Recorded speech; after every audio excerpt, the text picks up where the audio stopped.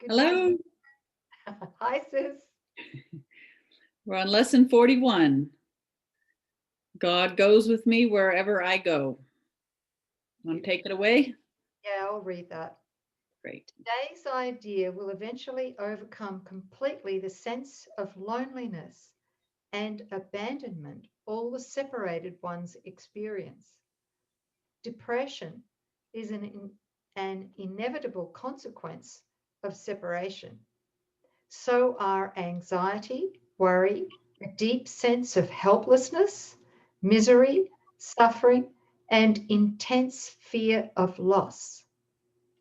The separated ones have invented many cures for what they believe to be the ills of the world. But the one thing they do not do is to question the reality of the problem. Yet its effects or its consequences cannot be cured because the problem is not real. Wow, that's a big statement, isn't it? Yes. Boy. So we're trying to heal something that's not real.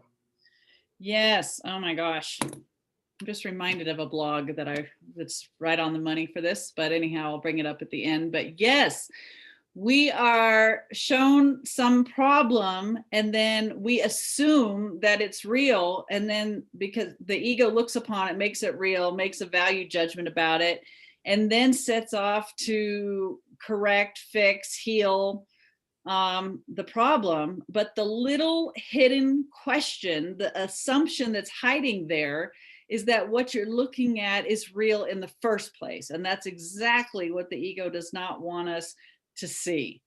That we're seeing an image, we make an assumption. This is true, this is what it is, and this is what we have to do about it. But there's a little question in the back that we forgot, is how can that be real if God is all, right? Well, if it was real, that would mean that there is an opposite or an Yes, opponent to God, that's right. and that opponent is just as powerful as God.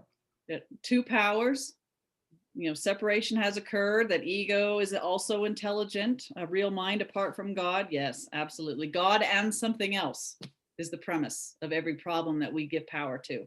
So, in a nutshell, here in the world through the ego thought system, we believe that both good and evil are equally as powerful, are equally as convincing, as real, Mhm. and as powerful as each other, right? That's right. Anytime we react to something that God did not create, we are making that proclamation that God is real, but this is also real. So what happened to, nothing is, the truth is true and nothing else is true. We're happy to admit the first part, that the truth is true, but we're also accepting that something else is also equally true. So, Mm. at some point in these early lessons, we need to start making the positive separation Mm. between what is of God and what is not of God here in the dream, Yes. right? Mhm. Okay, so the things that we take for granted, like sickness, like death. Again, I've said this before. How Mhm. many of us still believe we go home through death, Mm. right? Right. Holy moly. Yes. Got to be a vicious kind of God if he orders our death. Mhm. I wouldn't trust a God like that. And Okay. also, the absence of a loved one really is like the ego's greatest assertion that death is real. And look at this. The one thing that we do not do is question the reality of the problem, or seeming death. We never bother to even question or challenge or look upon these problems through the light of Holy Spirit. We just assume that it is, and then we're off to the races trying to fix it or correct it or heal it. And of course, death is inevitable. We can't do anything about that one. No, and what we do too Mm-hmm. is that we go, okay, so the problem's real, whatever form it might take, and then we ask Holy Spirit to come into the illusion Mm-hmm. and heal or fix an illusory problem. Yes. The standard prayer is, God, come into this mythical place we made up and heal and fix, a problem that only an insane mind could see. God in his sanity knows nothing about sickness, death, separation, positives and negatives in the ego thought system. So yes, thank you. Says that was, yeah, very good. Okay. Call God into the gap. Yeah. Okay, so I'll keep reading here. So the idea for today has the power to end all this foolishness forever. Mm. And foolishness it is, despite the serious and tragic forms it may take. Deep within you is everything that is perfect, ready to radiate through you and out into the world. It will cure all sorrow and pain and fear and loss, because it will heal the mind that thought these things were real and suffered out of its allegiance to them. You can never be deprived of your perfect holiness, your perfect innocence. Lost my place here. Which one? You can never. First Because, line, paragraph 3. of course, yeah. You can never be deprived of your perfect holiness because its source, which is God, goes with you wherever you go.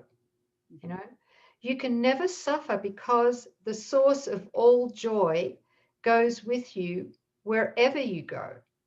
You can never be alone because the source of all life goes with you wherever you go.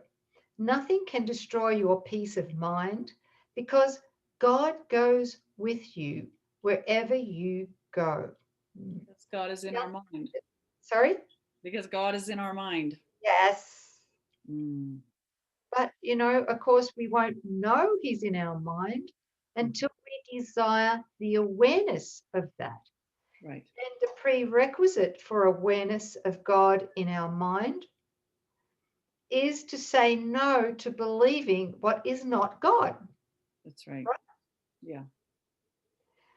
We understand that you do not believe all this.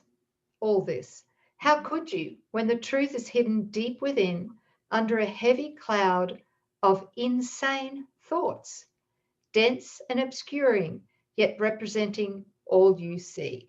Today we will make our first real attempt to get past this dark and heavy cloud and to go through it to the light beyond.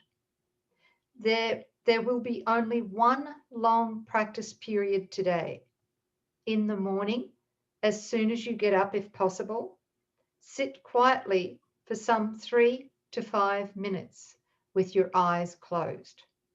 At the beginning of the practice period, repeat today's idea very slowly. God goes with me wherever I go. Then make no effort to think of anything. Try instead to get a sense of turning inward past all the idle thoughts of the world. Try to enter very deeply into your own mind, keeping it clear of any thoughts that might divert your attention. From time to time, you may repeat the idea if you find it helpful. God goes with me wherever I go. Yeah. But most of all, try to sink down and inward, away from the world and all the foolish thoughts of the world. You are trying to reach past all these things.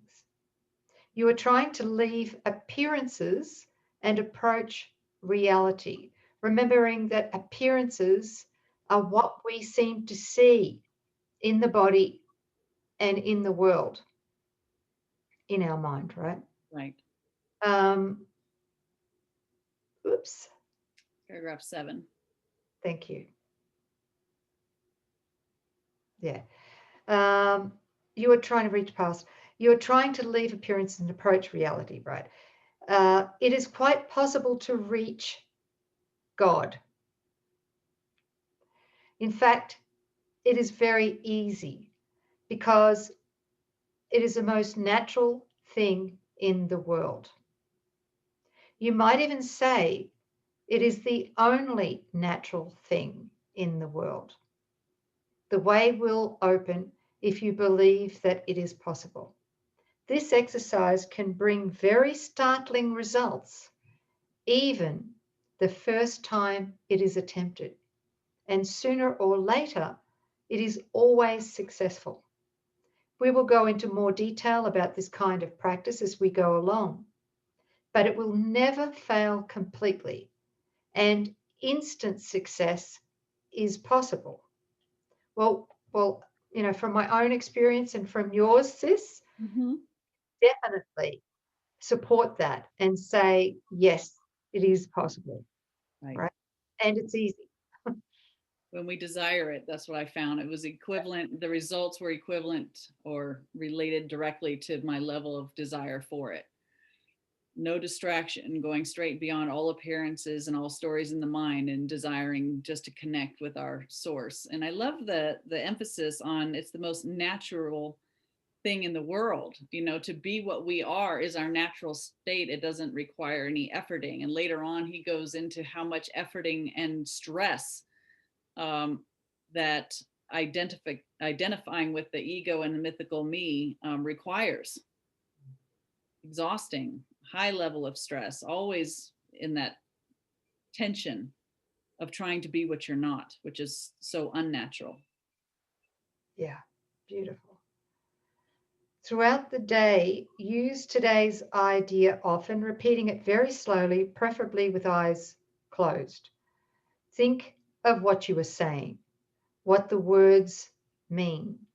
Concentrate on the holiness that they imply about you, on the unfailing companionship that is yours, on the complete protection that surrounds you. You can indeed afford to laugh at fear thoughts, remembering that God goes with you wherever you go. So that's lesson 41. God goes with me wherever I go, because God is in my mind eternally, uninterrupted. Whether I'm aware of God in my mind or not, God is still there. So thank you for joining us today. Yeah. And that's lesson 41. And I'm going to ask that this blog entitled "Who Did This? The Ego's Dirty Little Secret" be added to this workbook lesson. You'll have fun with that. Yeah. And do you have the link there? Oh, and did you send it? Yep. Send it to me. Yes, I will. Yes. Thank you. And we're going to have that link below. It's right here now. See? See below. How come I can't see it? Okay. Thank you, guys. Thank you. Time. Bye. Okay. Bye.